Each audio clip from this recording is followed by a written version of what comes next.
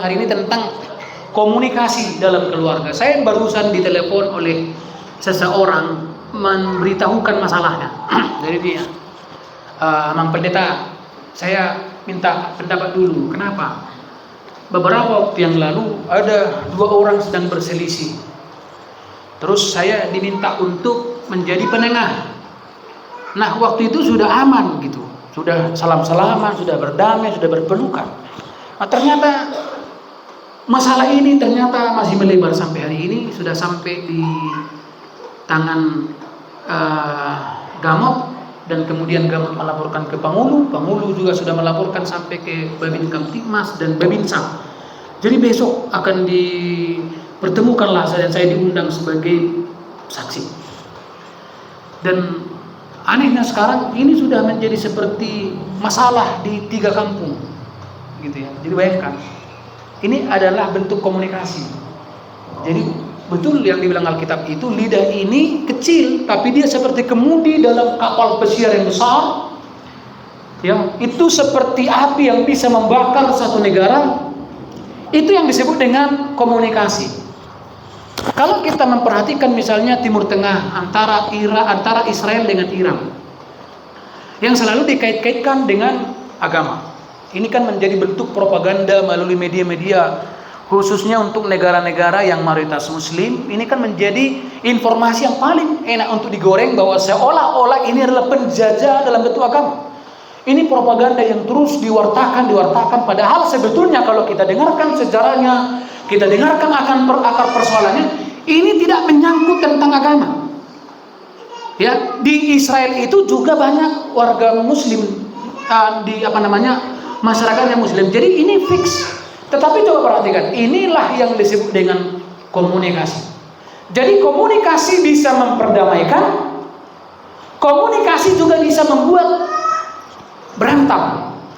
Itu sebabnya ada namanya di fakultas-fakultas sekarang jurusan-jurusan ilmu komunikasi, mulai dari S1, S2, S3-nya ada gitu, doktor S3 untuk komunikasi ada. Kenapa? Penting komunikasi, teristimewa dalam komunikasi dalam keluarga. Kita baca firman Tuhan. Kalau kita belajar ini malam hari ini, maka seharusnya keluarga kita menjadi semakin efektif, menjadi semakin damai, menjadi semakin harmonis. Yakobus 1 ayat 19, kita baca bersama-sama. 1, 2, 3.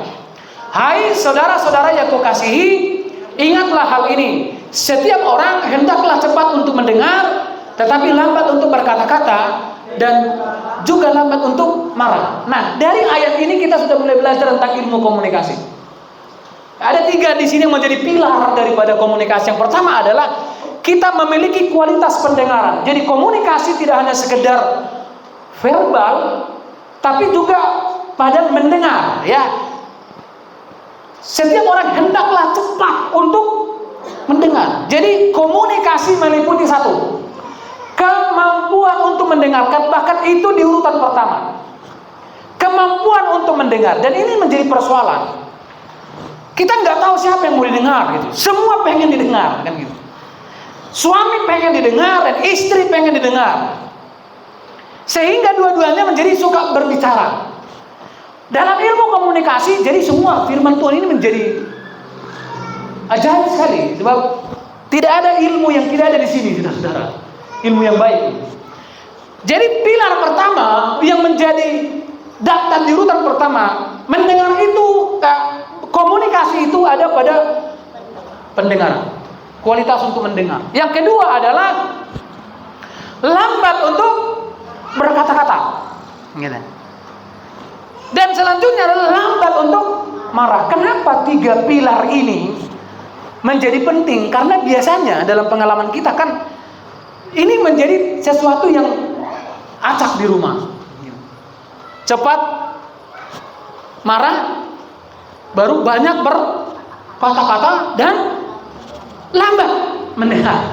Ketika 3 pilar ini keluarga muda ya, ketika 3 pilar ini tidak dihidupi, tidak dipraktekkan di rumah, maka lihatlah komunikasi mulai buruk. Ingat, komunikasi bisa menjalin hubungan yang lebih intim, tapi komunikasi juga bisa merusak hubungan. Sebaliknya, ini bisa mengacu sampai pada, coba perhatikan sekarang banyak keluarga-keluarga yang masalah suami istri itu bisa merembes sampai kepada keluarga besar, ya kan? Keluarga besar, baik keluarga si laki-laki maupun keluarga si perempuan. Dan tidak hanya sampai di situ. Seperti tadi yang saya katakan tadi sore saya ditelepon. Dia bilang sudah 3 kampung sekarang bang, katanya. Kampung sana dan saya juga bingung. Bahkan sudah sampai berisi ancaman. Ini saya di WA saya diancam. Saya dibilang bahwa nanti jangan sampai saya lihat kau lewat di sini. Kalau kulihat kau lewat dari jalan ini, kubunuh kau, kumatikan kau, katanya. Coba saya bilang tadi, coba ini simpan. WA-nya itu screenshot, simpan, besok ketika Babin Kamtimas datang, laporkan itu sebagai pasal pengancaman. Gitu. Ini bisa melebar. Dan tadi saya mulai kaji. Kenapa? Saya mulai kaji ketika pihak ketiga masuk kayak gini. Ya, sebetulnya pihak ketiga ini lebih cocok kepada simbolis. Tetapi dengar, dia selalu menggunakan media. Iblis akan menyampaikan idenya melalui orang. Ya, melalui orang tertentu. Itu sebabnya masalah itu makin menggelegar.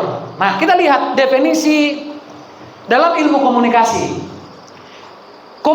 Komunikasi keluarga itu artinya adalah proses pertukaran pesan dan informasi antara anggota keluarga, baik suami ke istri, istri ke suami, orang tua ke anak, anak ke orang tua, gitu ya. Untuk membangun hubungan yang baik, menciptakan pemahaman bersama dan menyelesaikan masalah secara efektif.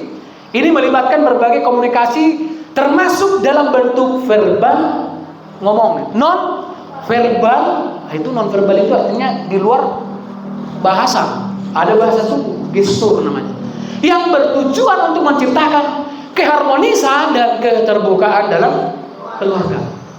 Jadi penting sekali komunikasi dalam keluarga. Nah, kita akan melihat beberapa contoh, karena sekarang sudah enak, saya tinggal membacakan saja, ya. Bagaimana bentuk komunikasi yang efektif dalam rumah tangga? Bagaimana sekarang keluarga muda harus mulai belajar tentang ilmu komunikasi yang baik? Bagaimana cara kita berkomunikasi dalam keluarga, ya? Apa yang harus kita lakukan? Apa bentuk komunikasi yang harus kita praktekkan di dalam keluarga? Yang pertama, perhatikan. Mendengar dengan empati. Apa itu arti empati? Menggunakan hati. Jadi bukan hanya sekadar mendengar, tapi mendengar dengan hati. Ini sudah bicara tentang kesungguhan. Jadi suami istri dengar, mulailah menggunakan komunikasi dalam bentuk mendengar dengan empati. Ya, belajar mendengarkan satu sama lain dengan penuh perhatian dan empati. Ini melibatkan semua gestur. Memang kadang-kadang itu yang bilang itu.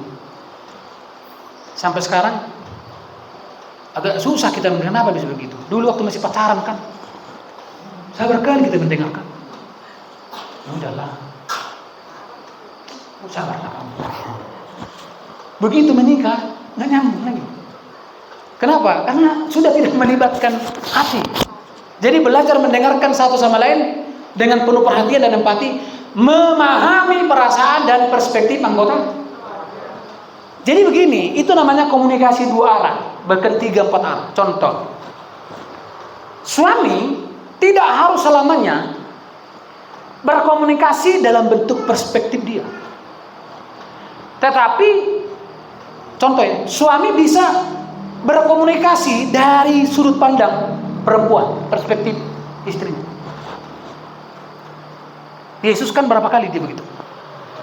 Dalam perspektif kita, itu makanya Alkitab mengatakan dia adalah imam besar kita yang juga turut merasakan kelemahan kita. Itu makanya ada lagu Firman jadi manusia. Artinya apa? Allah berbicara dalam perspektif manusia. Kenapa harus ada 4 Injil? Matius, Markus, Lukas, Yohanes. Kan gitu. Coba kita belajar di sini. Injil Matius menunjukkan Yesus Kristus dari sisi apa?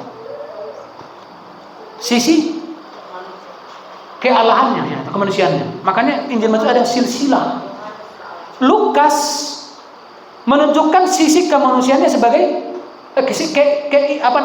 Yesus itu sebagai manusia. Markus sebagai hamba, Yohanes sebagai Allah. Jadi ini perspektif. Ya, coba kita lihat, ada itu ayatnya. Amsal 18 ayat 13. Dalam terjemahan bahasa Indonesia kini. Menjawab sebelum mendengar adalah perbuatan yang bodoh dan tercela. Kadang-kadang itu nggak sabar, langsung dijawab, belum ditanya. Gitu. Karena aku pakai tutur, udah tahu aku arah otaknya itu kemana, kan gitu kan. Kita udah nggak sabar lagi gitu. Kadang-kadang ibu gembala ini juga sering meledek saya. Kau sabar kali kau ngomong. Saya kan kemana-mana selalu membagi kasih karunia walaupun kau udah dia kadang-kadang udah pulang kitanya. Kau sabar kali kau. Sabar kali kau. Saya bilang selama mereka masih mau mendengar. Kadang-kadang udah nggak mau mendengar, kita terus masih ngerotos, itu yang salah. Kadang-kadang kalau dia masih mendengar, kita bagi. Jadi sekarang yang pertama, mendengar dengan empati, miliki ini dalam Tuhan. Kadang-kadang kan kita nggak ngerti itu apa yang sudah dirasakan oleh istri atau suami sepanjang hari. Jadi harus ada orang yang siap mendengar dan mendengar dengan hatinya. Ya, mendengar dengan hati. Menjawab sebelum mendengar adalah perbuatan yang bodoh dan tercela. Amsal 2 ayat 2. Sehingga telingamu memperhatikan hikmat. Jadi kita condongkan telinga dan engkau mencenderungkan hatimu kepada kepandaian. Ini kan semuanya ada dalam kendali kita. Bagaimana kita menggunakan telinga kita dengan bijaksana.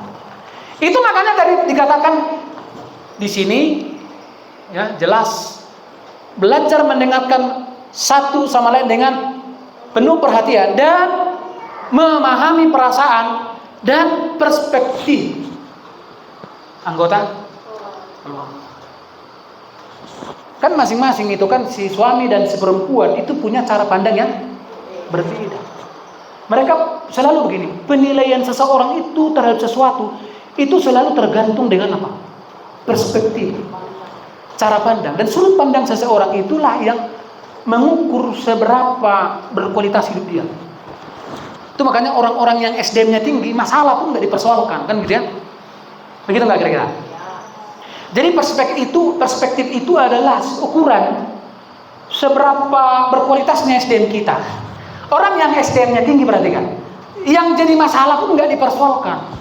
Tapi biasanya yang SDM rendah, dia seperti magnet yang menarik semua masalah, sehingga yang nggak masalah pun dipermasalahkan. Contoh, kita bersyukur di Pelkam ini kan kita fleksibel lah gitu. Jadi kita nggak terikat dengan satu hukum harus masuk 7:30 atau jam 8. Karena kebetulan teman kita ada yang kadang-kadang dinas sore, ada yang dinas malam. Nanti kan suatu waktu akan Tuhan tambahkan lagi. Ada yang dinas setengah malam, ada setengah hari kan begitu. Jadi kadang-kadang nggak apa-apa. Misalnya tadi kita mulai 5:30. Mak Ines tadi maaf belum dibaca. Itulah hebatnya ada namanya jejak digital.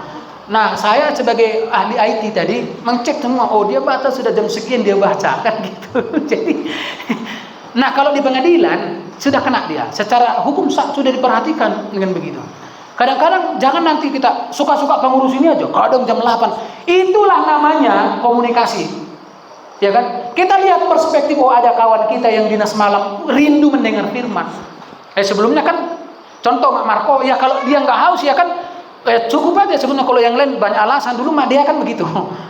Dinas malam, dinas pagi, kan gitu aja. Sebetulnya kan ya gampang aja. Ya kalian aja yang kebaktian kira-kira begitu kan. Saya dinas, prioritaskan dulu dinas malam. Tapi karena memang kebetulan, ketepatan teman kita ini rindu dengar firman, kita ubah jam. Jangan tuh nanti bilang, ini gara-gara kau ya. Jadi tahu nggak, ikan jairku belum kugoreng semua. Enggak begitu. Itu namanya toleransi. Makanya semakin tinggi pengetahuan seseorang, semakin tinggi toleransinya. Semakin rendah pengetahuan dia, semakin intoleran. Ya, jadi sekali lagi, milikilah ini. Mendengar dengan miliki. Ya, jadi kalau contoh Pak Mira pulang, dengar Mak Mira contoh cerita. Coba gunakan semua gestur. Oh, iya. Saya pun terus belajar. Tadi saya nonton apa? Iya juga. Ketika istri berkeluh kesah, ternyata memang dia nggak butuh solusi sebetulnya. Misalnya tadi juga sampai dicontohkan, aku capek kali seharian. Kadang-kadang kita kan menjawab itu, kita anggap udah baik itu. Ya sudah, kalau kau udah capek, istirahat kau. Ternyata dalam ilmu komunikasi itu bukan komunikasi yang baik. Ya, karena istri itu nggak butuh solusi. Sebetulnya dia tahu, dia bisa juga. Dia bilang, bodoh kali kau. Kalau mau istirahat juga, sebetulnya aku pun bisa. Gak usah kau bilang.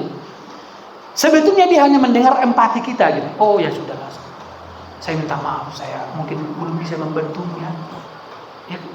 Ya. Saya tadi belajar itu. Memang ya. Dan coba lihat orang-orang di kota sana, coba lihat komunikasi mereka baik sekali kan. Antara suami dengan istri. Tuh, lihat, harus disalin suaminya kan. Enggak pakai ini loh. Sampai coba lihat. Setiap pagi, setiap mau kerja, pelukan Pak. Ya kan? Dipeluk itu. Istrinya dipeluk, dicium. Bayangkanlah kalau anaknya melihat itu, rusak apa enggak? Wah, panutan. Gitu kan? Panutan. Dia enggak akan berlari ke tempat yang lain untuk cari teladan. Coba nanti Pak Randu praktekkan begini. Walaupun contohnya Pak Randu bilang begini, enggak apa-apa. Pergi ya, saya. Enggak pakai ini Pak Randu, pakai kalau baru cebok dia. Kira-kira begitu. Tapi maksud saya, ini penting.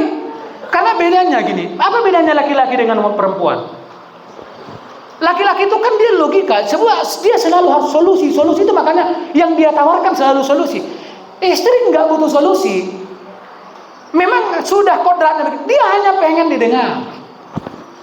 Iya kan, para suami-suami. Ya.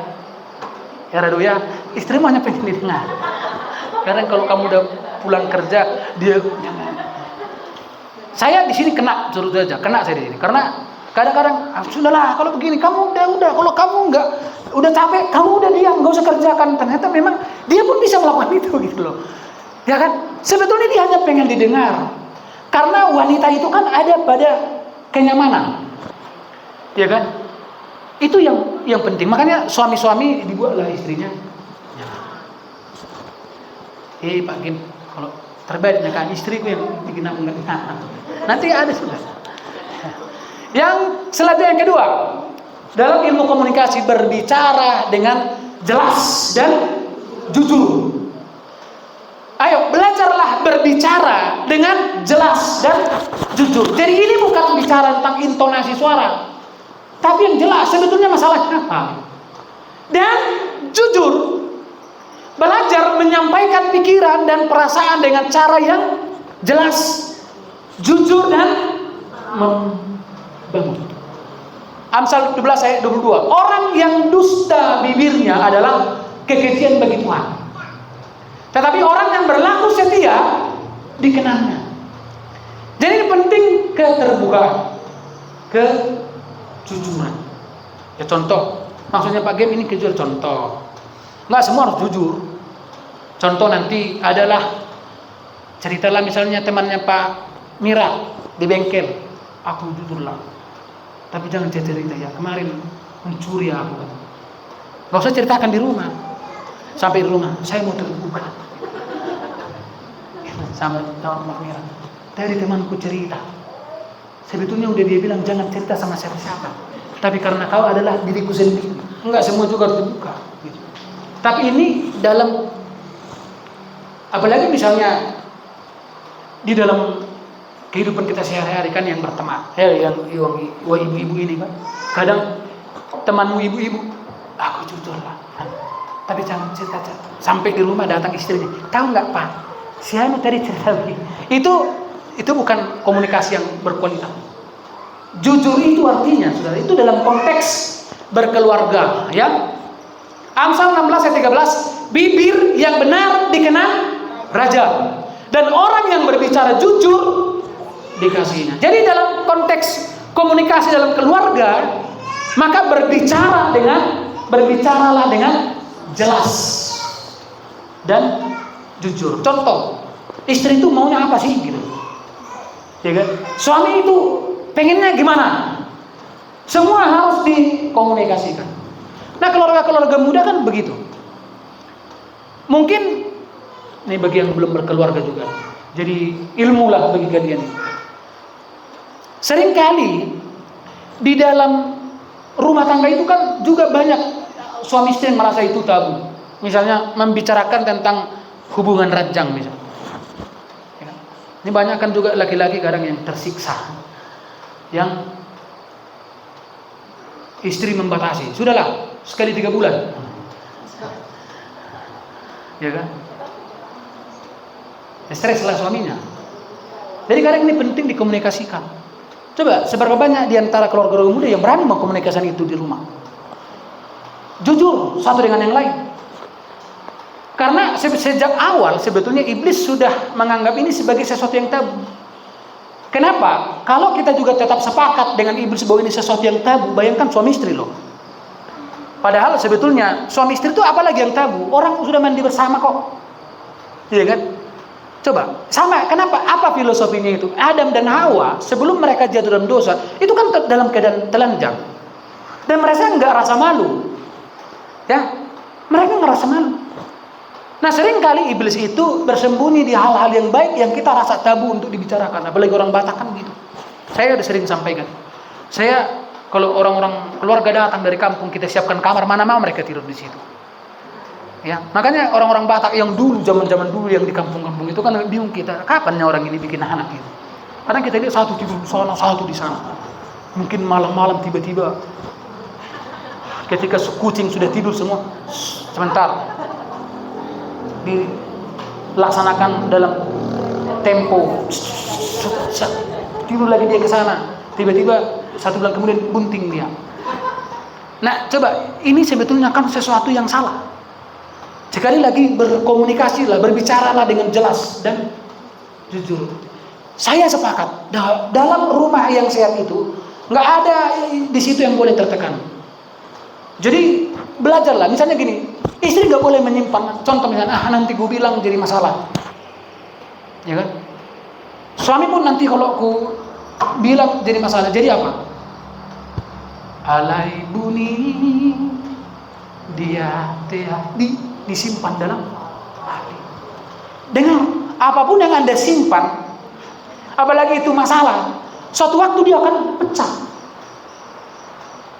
Suatu waktu dia akan pecah. Itu makanya sekali lagi dalam ilmu komunikasi, dalam bentuk komunikasi keluarga, ini penting berbicaralah dengan jelas dan jujur. 10 menit lagi. Yang ketiga, ini juga adalah komunikasi dalam keluarga, menyelesaikan konflik dengan damai. Ya. Belajar menyelesaikan perbedaan pendapat dan konflik dengan cara yang konstruktif. Mencari solusi yang baik untuk semua. Jadi disinilah dibutuhkan dalam ilmu komunikasi, dibutuhkan begini. Kadang-kadang harus ada yang berkorban. Ya. Contoh, misalnya Pak Boas sama Boas ini. Walaupun misalnya Pak Boas yang benar, tapi dalam ilmu komunikasi itu nggak boleh juga egois. Itu makanya tadi bilang dalam perspektif. Kadang-kadang Mak Boas ini contoh, atau Pak Boas sebaliknya. Kamu juga harus melihat pasanganmu. Mungkin suasana hatinya begini. Misalnya Pak Boas itu kan karena kadang masuk malam dia udah kurang tidur, konsennya udah apa, sehingga kadang-kadang emosinya nggak stabil. Memang Pak Boas ini kayak inilah yang nggak pernah kulihat marah. Kami ya nggak tahu lah, kalau Pak Boas pasti lihat. Saya belum pernah lihat dia ini marah sama Pak Mira. Belum pernah kulihat orang gue ini marah. Kalau Pak Randu udah sering. Ya, yang gue ini belum pernah kulihat marah. Ya kan, Mak Mira udah gitu. Karena bentuk marah orang ini beda loh. Ya kan, kalau Mak Boas tuh kita udah tahu marahnya tuh. Udah bisa kita bayangkan. Jadi kadang-kadang kan suka, oh mungkin karena dia dinas malam sehingga sensi segala macam. Apalagi wanita-wanita kan ada siklusnya kan. Pas lagi datang matahari dia kan. Maka pasti itu secara emosional dia nggak stabil. Karena itu proses dalam tubuh secara biologis. Ya kan? Ya, sebetulnya kita bersyukur laki-laki tidak mengalami fase itu. Cobalah ada laki-laki yang menstruasi misalnya. Mana Pak Mira lagi menstruasi sama itu bahaya juga itu. Itu laki-laki sih atau gimana? Itu udah nggak tahu. Ini salah beberapa bulan terakhir ini sering dia menstruasi. Kan gitu. Jadi ingat, menyelesaikan konflik itu dan harus dengan damai. Jadi bukan soal siapa yang menang. Dalam komunikasi keluarga, apalagi suami istri ini, kan itu yang selalu bilang, kalau satu menang, dua-duanya kalah. Jadi kadang-kadang harus kalah demi kemenangan gitu loh. Karena dalam perdebatan suami istri kan gini, filosofinya kan ini bukan untuk membuktikan siapa yang menang, siapa yang benar, bukan. Karena selalu akan mengarah kepada kebaikan. Contoh, ada masalah, komunikasikan dengan baik. Selalu judulnya adalah untuk kedamaian. Ya kan? Itu makanya diperlukan kerendahan hati, baik suami maupun istri. Rendah hatilah. Bahwasanya kamu juga jangan merasa, istri jangan merasa bahwa enggak, kamu yang harus berubah. Gitu. Dengarkan baik-baik, kita nggak perlu mengatur Tuhan.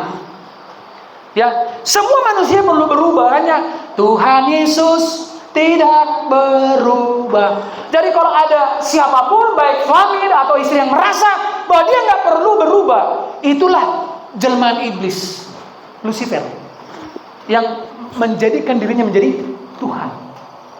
Itu makanya iblis itu dia nggak mau berubah dan memang dia sudah permanen. Jadi kalau nanti ada di rumah yang merasa bahwa kau yang perlu berubah, kalau dia bilang itu berarti itulah penjelmaan iblis itu. Penjelmaan iblis lah itu. Karena apa? Ketika engkau merasa benar aja, itu sudah salah.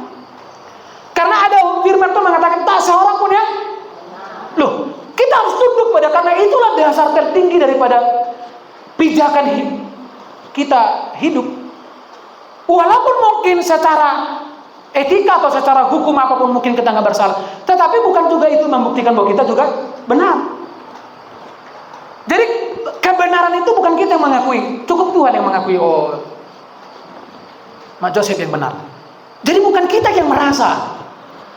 Ya, jadi kalau mau ini nanti aku jujur aja, kau yang salah gitu loh. Kau yang harus berubah, itulah penjelmaan. Nah, seperti ini. Kalau misalnya poin itu penjelmaan. Jadi gampang kali melihat penjelmaan iblis. Itu makanya banyak secara filosofi itu para filsafat mengatakan kadang-kadang kan banyak hal yang kadang-kadang sudah kita doakan nggak berubah di sekitar kita. Berarti memang tujuannya adalah mengubah kita. Seperti yang saya pernah kasih contoh, misalnya ada seorang yang Tuhan suruh tiap pagi kamu dorong batu di samping rumahnya, di batu besar. Jadi sepanjang tahun dia bangun pagi-pagi dia terus saja dorong sampai satu waktu dia berhenti melakukan itu. Dan kemudian ditanya kembali sama Tuhan, kenapa kamu nggak dorong lagi batu itu? Iyalah, dia bilang begini, untuk apa? Nggak ada gunanya Tuhan. Tiap pagi sudah sepanjang tahun saya mendorong batu itu nggak bergeser sedikit pun. Tuhan bilang, memang kusuruh kau mendorong bukan untuk menggeser, mendorong bukan untuk menggeser. Jadi bukan untuk mengubah posisi batunya, tapi untuk mengubah bentuk tubuhnya. Maka coba perhatikan dulu otot-ototmu sekarang. Oh ternyata, gara-gara mendorong batu. Jadi kadang-kadang, memang Tuhan izinkan sesuatu, banyak hal yang tidak berubah di sekitar kita adalah untuk menjadikan kita, otot-otot rohani kita, berarti memang aku yang perlu berubah. Ya kan? Saya dulu begitu. Saya merasa bahwa istri saya ini, ibu gimana harus perlu berubah begini. Sampai saya lupa bahwa saya juga perlu. Nah, sampai suatu waktu kan dulu di kamar mandi ini kan ada sisi ular kan. Pernah lihat sisi parah itu. Sampai batal melakukan aktivitas duduk. Udah gini-gini sisi ularnya. Ternyata di situ dia berganti. Karena ular kalau dia tidak berubah, dia akan tergilas. Itu makanya yang paling ekstrim kita melihat adalah perubahan dalam burung rajawali. Ketika dia sudah tua, patoknya sudah menutup, dia sudah tidak bisa lagi makan, udah gini kan? Apa namanya itu? paruhnya, dan jari-jarinya pun sudah, kukunya udah nggak bisa lagi dia mencengkram buruan. Maka cuma satu pilihannya adalah berubah. Maka dia akan cari tempat yang paling tinggi, yang paling nggak bisa dijangkau oleh apapun. Disitulah dia merasakan berapa bulan ya, berapa hari? 40 hari. Disitulah namanya perubahan. Dia mulai rusak patoknya itu sampai berdarah-darah, dan dia mulai rusak apa? Kukunya sampai bulu-bulunya semua dia rontokkan semua, sakit. Tapi beberapa bulan kemudian dia mulai tumbuh paru yang baru dan apa namanya? Cakar yang baru dan bulu yang baru. Banyak orang keluarga yang tidak mau berubah karena menuntut pasangan yang berubah. Ya kan? Jadi kadang-kadang ada hal yang Tuhan nggak bilang ini karena kamu yang perlu berubah di sini. Karena ini berbicara tentang perspektif, sudut pandang. Itu pernah saya bilang bahwa dunia ini kan netral. Ya kan? Pikiran kita lah yang memberi makna terhadap semua hal. Ya kan? Ada orang dipecat dari pekerjaannya langsung menikah. Tapi ada orang justru dia bersyukur. Tahun sekian saya dipecat dari pekerjaan. Sejak dari situ memang sempat saya stres 3 bulan katanya. Tapi dari situ saya bilang saya harus bangkit dan saya mulai usaha baru, dan puji Tuhan sekarang kami sudah punya 17 cabang perusahaan jual-jual gorengan. Ya kan? 17, bayangkan 17 kan? Kemarin saya ditelepon oleh kawan pendeta dari Kisaran. Tahu sekarang di sini ada viral gorengan, tapi viral memang gorengannya itu katanya. Nanti 1 truk pisang itu digoreng dalam belanga yang besar tuh, ada jumlahnya ada mungkin 5 belanga itu kuali besar. Dan berapa sekali goreng itu bisa sampai 1 tandan gitu. Yang antri itu jadi nanti nggak akan pernah beristirahat. Begitu selesai sudah habis semua, udah habis semua. Pasti dia pernah jatuh bangun. Jadi perspektif, cara pandang itu penting. Jadi menyelesaikan konflik dengan damai. Amsal 15 ayat 1, jawaban yang lemah lembut itu meredakan kegeraman. Ini kadang-kadang kan jawaban yang lemah lembut, tetapi perkataan yang pedas itu membangkitkan. Jadi kalau mau komunikasi, pilihlah kata-katanya. Seperti di apa itu namanya? Mie yang pedas apa? Mie gacoan. Ada level berapa? Kalau misalnya pasanganmu belum bisa level 3, janganlah level 3, level 1 aja. Jadi jawaban yang lemah lembut meredakan, tetapi perkataan yang pedas membangkitkan marah. Amsal 15 ayat 18, si pemarah membangkitkan pertengkaran, tetapi orang yang sabar memadamkan perbantahan. Jadi bagi ibu-ibu dengar, ya sampai hari ini kan memang satu kerinduan Tuhan yang paling besar adalah menjadikan ibu-ibu menjadi penyabar. Itu makanya sering ibu-ibu diperhadapkan dengan hal-hal yang tidak, karena memang cuma satu latihannya. Supaya engkau menjadi sabar harus ada yang membuatmu tidak sabar. Loh, tapi Pak Gem ini sudah 15 tahun. Dia kalau sampai hari ini belum lulus, ya mungkin Tuhan akan tambah 15 tahun lagi. 30 tahun. Masa sampai mati? Iya. Sampai mati kita harus belajar sabar. Ya kan? Ibu-ibu harus lebih banyak istighfar. Nyebut, Bu, nyebut. Jangan semua didramakan gitu. Nah, ibu-ibu kan paling suka juga berdrama. Semua ada skenario-nya. Seolah-olah dialah yang paling tersiksa di seluruh dunia ini. Langsung kadang-kadang kalau lihat air matanya ini yang nggak tahan kita.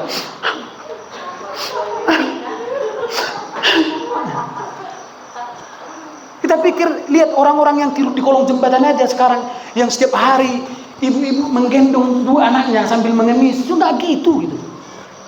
Ya kan? Jadi jangan terlalu didramatisirlah semua. Ya kan? Kan yang ibu-ibu banyakan begitu juga. Kalau bapak-bapak kan ada juga yang begitu, tapi nggak terlalu begitulah. Ya kan? Ibu-ibu yang biasa dramanya banyak kali, biasalah drakor-drakor ditontonnya kan. Makanya memang kelemahan nonton drakor ini kan, kalian jadi kayak ekspektasi kalian terhadap suami itu jadi rusak. Cobalah, jumpalah dengan laki-laki yang tinggi dan pokoknya kayak seperti saya lah, misalnya gantengnya gitu. ya kan, dan ideal, enggak buncit, dan pakai jas dia perusahaan, tinggal di apartemen yang wow gitu. Sehingga ketika suamimu pulang, bangke katanya gitu, bahaya. Kayak kemarin tuh Pak Mira pulang sudah oli semua. Contoh dia bilang, enggak ada persamaannya kau dengan si Liming Ho katanya. Liming Ho siapa? Nggak ada persamaannya. Jadi kan tuh makanya hati-hati juga, saudara. Apalagi juga suami-suami juga yang suka nonton drakor, melihat istrinya, yang namanya juga artis kan, ya. Jadi sekali lagi, si pemarah membangkitkan pertengkaran, tapi orang sabar memadamkan.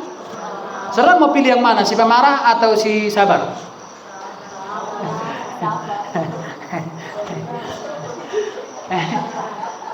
Si pemarah atau si sabar? Coba, makanya buat ini nanti ini di rumah, suami atau istri ini coba dulu ketik ini, print, bikin laminating, taruh itu di dinding. Jadi masih langsung si pemarah membangkitkan pertengkaran, tetapi orang yang sabar. Atau bikin di kaca, ketikkan itu. Jadi setiap ibu-ibu, memang aku setiap pagi, aku jujur lah, makanya aku si pemarah. Amsal 17:14, memulai pertengkaran adalah seperti membuka jalan bendungan itu. Jadi, dengar halo, ibu-ibu, bapak-bapak, lihat deh, baca dulu, 1, 2, 3. Agak sedikit, coba dulu kalau membaca, janganlah seperti anak sekolah minggu biasa.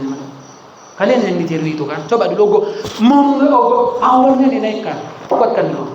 Coba 1, 2, 3. Memulai pertengkaran adalah seperti membuka jalan air, jadi mundurlah sebelum pertengkaran dimulai. Mundur, jadi suami mundur, istri juga mundur. Jadi ketika contoh suami istri, kau misalnya istri udah melihat, wow ini kalau dilanjutkan ini nanti bisa sampai ke babak selanjutnya, sudah langsunglah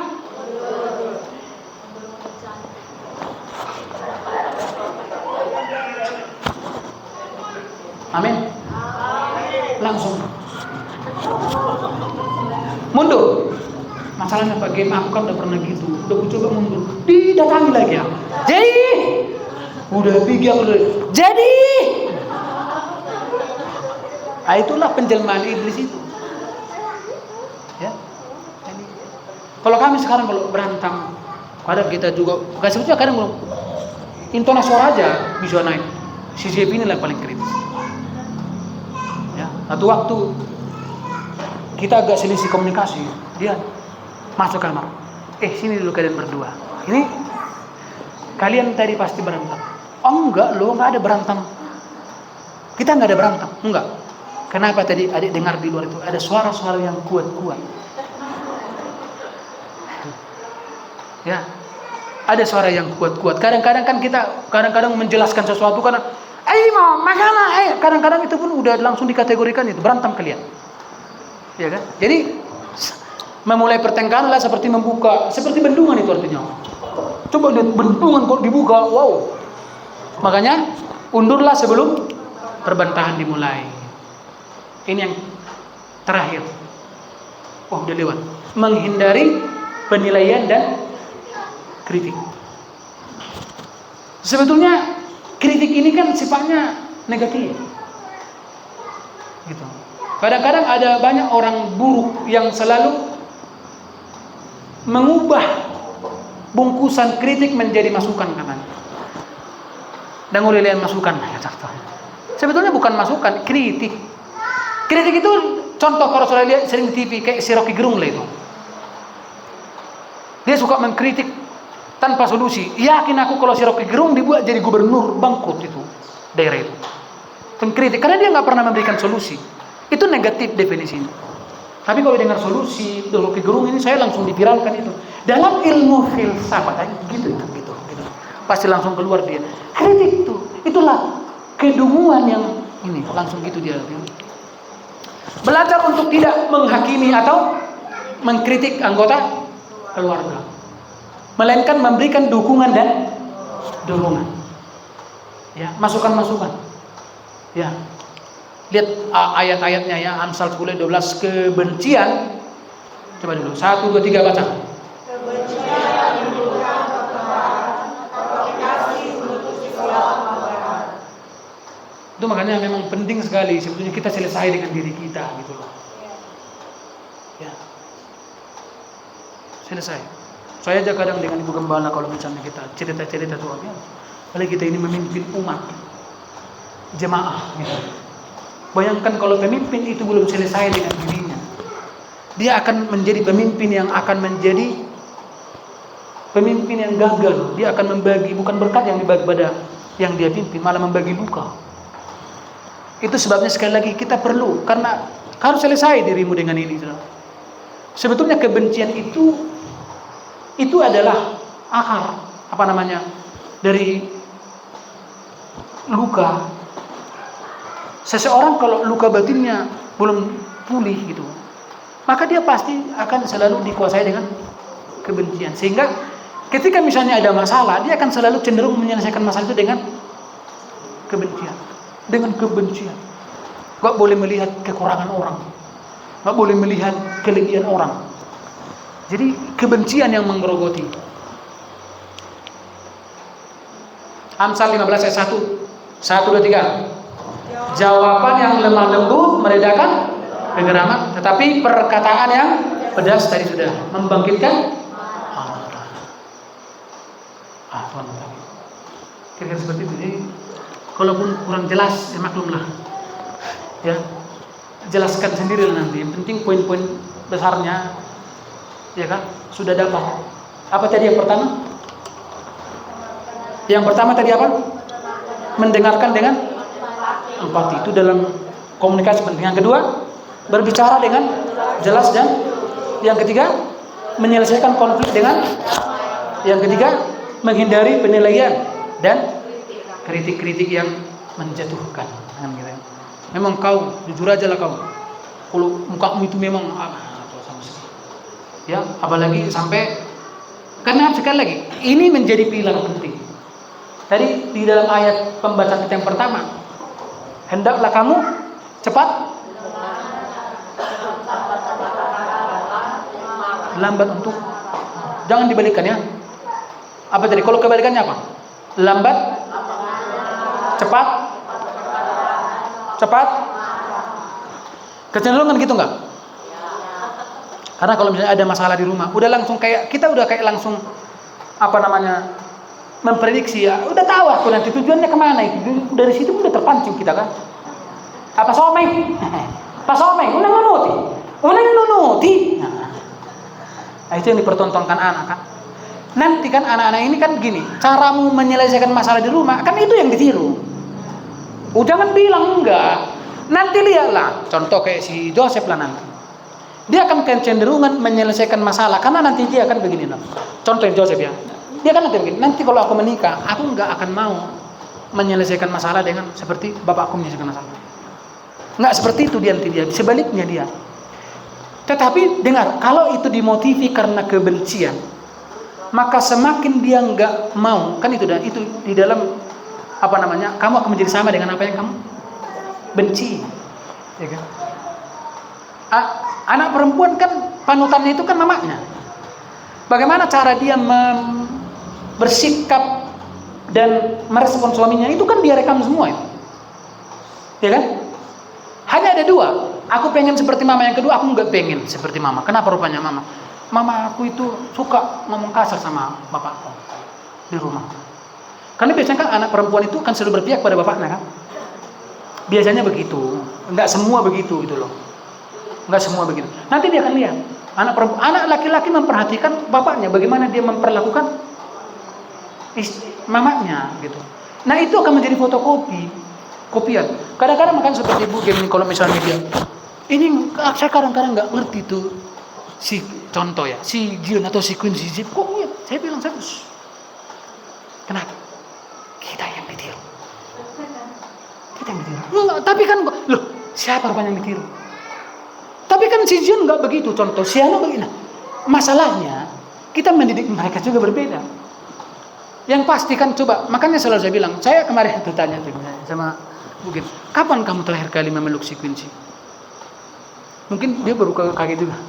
Ah, iya ya. Sudah, apa itu? Sudah lama, bahasa Inggrisnya apa? Sudah lama. Ya kan? Kalau si Joseph sekarang mau dipeluk sama Joseph kan sudah, apa sih mak? Sini, apa sih? Ya kan? Nanti lihat kawanku loh.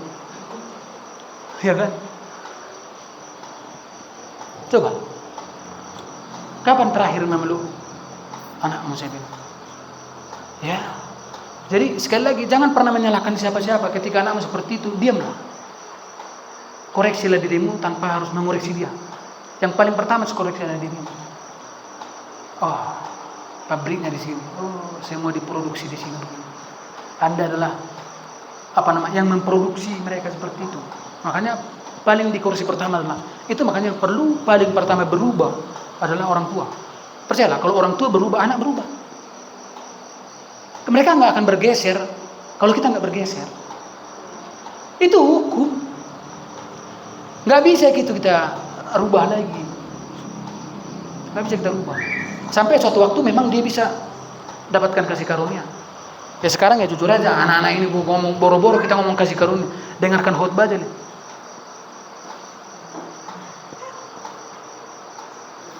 Nah, jadi kalau ditanya apa yang kamu tangkap tadi poinnya? Janganlah aku jualan. Dia nggak dapat apa-apa. Jadi sekali lagi penting kita menjaga komunikasi dalam keluarga. Puji Tuhan. Mari kita tundukkan kepala. Terima